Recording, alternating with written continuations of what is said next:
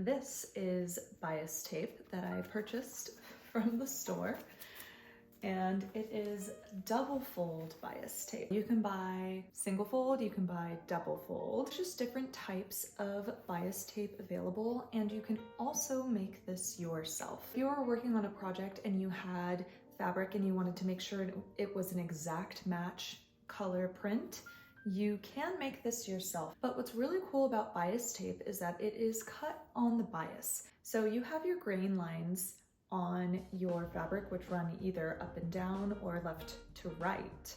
But the bias tape is cut diagonally across this fabric. And what that does is it allows the fibers to have a little bit more stretch to the fabric and also lay flat on curves. So bias tape is just really useful for a lot of different finishes, for seams, for finishing edges. If you've just removed a sleeve off of a top and now you need to finish it, but maybe you don't have enough fabric, there's a lot of different applications. Just a really cool and easy way to finish the edge of a fabric, especially if you don't have enough.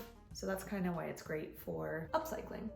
But you can also use it on the inside of garments to finish certain seam types, and that allows for a really clean finish as well if you were going to not use a serger, or if you didn't have a serger, or if you didn't want to use a zigzag stitch. When you unfold the bias tape when it's purchased from a store, it has these pre-pressed lines, and that makes it really easy for sewing.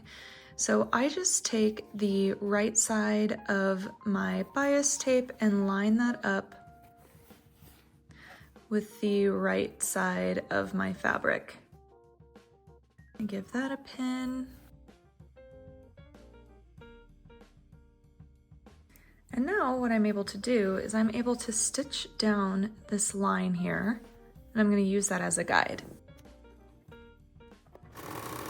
Now what I'm able to do is take that bias tape and fold it up. Here you can see that raw edge is concealed, and I'm just going to stitch down that bias tape. I tried to leave a longer stitch length there just so that you could see the stitches a little bit better. Now I cut another strip here, and hopefully this is easier for you to see rather than working on actual fabric. If I were going to be attaching this to something like an armhole, what I would do is I would measure the circumference that I need to cut my bias tape, and I would cut that to the length with some seam allowance before I even attach this piece of bias tape to that circular opening. I think that's a much cleaner and easier way to finish the edge of your bias tape. Some people just simply overlap them, but sometimes it leaves a little bit of an opening.